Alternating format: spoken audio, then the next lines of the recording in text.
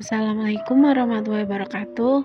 Halo semuanya, kembali lagi dengan saya Anissa Dwi Rahmania dengan NIM 23070160092. Saya dari kelas psikologi 1C. Pada kali ini saya akan memaparkan analisis kasus gangguan psikologi umum.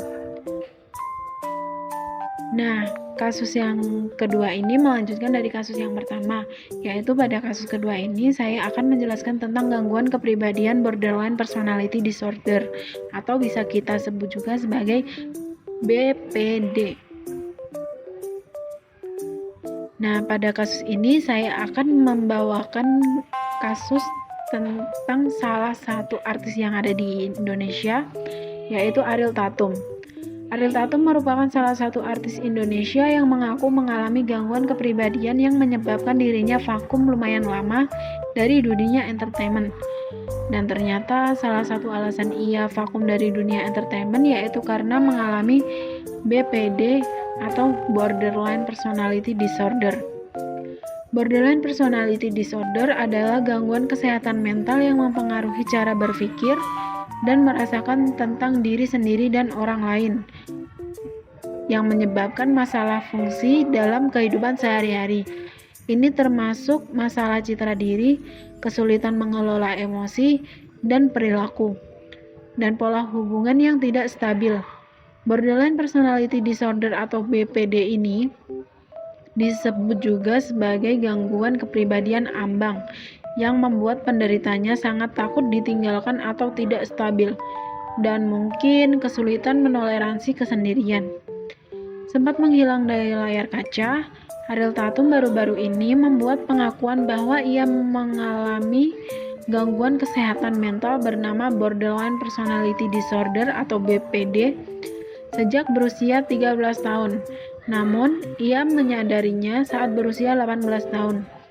Karena gangguan yang diidapnya itu, dirinya mengaku sempat melakukan percobaan bunuh diri berkali-kali. Untungnya, ia berhasil menguasai dirinya dan segera mencari bantuan psikolog untuk mengkonsultasikan kondisinya. Diketahui sejak SMP, Ariel memang mengaku kerap menerima body shaming dan bullying dari orang-orang di sekitarnya. Mungkin itulah salah satu faktor yang membuatnya mengalami Borderline Personality Disorder atau BPD. Secara umum, faktor-faktor apa sih yang memicu terjadinya gangguan BPD ini? Nah, faktor-faktornya yaitu antara lain yang pertama, faktor lingkungan, seperti riwayat pelecehan dan penyiksaan semasa kecil atau dicampakkan oleh orang tuanya. Yang kedua, faktor genetik. Gangguan kepribadian diduga dapat diturunkan secara genetik. Dan yang ketiga, kelainan pada otak. Borderline Personality Disorder juga dapat terjadi karena adanya kelainan pada otak, terutama pada area yang mengatur impuls dan emosi. Faktor-faktor tersebut dapat meningkatkan resiko seseorang untuk mengalami Borderline Personality Disorder. Namun perlu diketahui bahwa bukan berarti seseorang pasti mengalami gangguan kepribadian jika mengalami faktor resiko tersebut ya. Sebab ada beberapa pengidap Borderline Personality Disorder yang tidak memiliki faktor resiko tersebut. Lalu apa saja sih gejala-gejala Borderline Personality Disorder? Nah, di sini ada 7 faktor atau 7 gejala-gejala. Yang pertama, perubahan suasana hati secara intens. Yang kedua, takut ditinggalkan. Yang ketiga, sulit mempertahankan hubungan. Dan yang keempat, perilaku impulsif dan berbahaya. Yang kelima, menyakiti diri sendiri. Yang keenam, depresi. Dan yang terakhir, paranoia.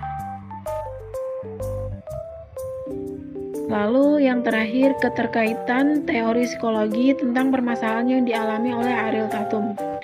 Nah, permasalahan yang dialami Ariel Tatum ini dapat dibahas menggunakan pendekatan psikoanalisis.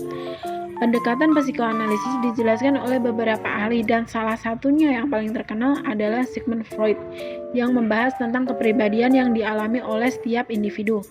Lalu, kecemasan menurut Sigmund Freud dalam Semium adalah suatu keadaan perasaan afektif yang tidak menyenangkan disertai dengan sensasi fisik yang memperingatkan orang terhadap bahaya yang akan datang. Keadaan yang tidak menyenangkan itu sering kabur dan sulit menunjuk dengan tepat, tetapi kecemasan itu sendiri selalu dirasakan. Kecemasan berfungsi mekanisme yang melindungi ego, karena kecemasan memberi sinyal kepada kita bahwa ada bahaya atau tidak dilakukan tindakan yang tepat, maka bahaya itu akan meningkat sampai ego dikalahkan. Kecemasan yang tidak dapat ditanggulangi dengan tindakan yang efektif disebut traumatik. Terima kasih semuanya. Sekian pemaparan analisis kasus dari saya. Maafkan bila ada kesalahan kata dan tutur kata yang tidak mengenakan. Wassalamualaikum warahmatullahi wabarakatuh. Bye-bye.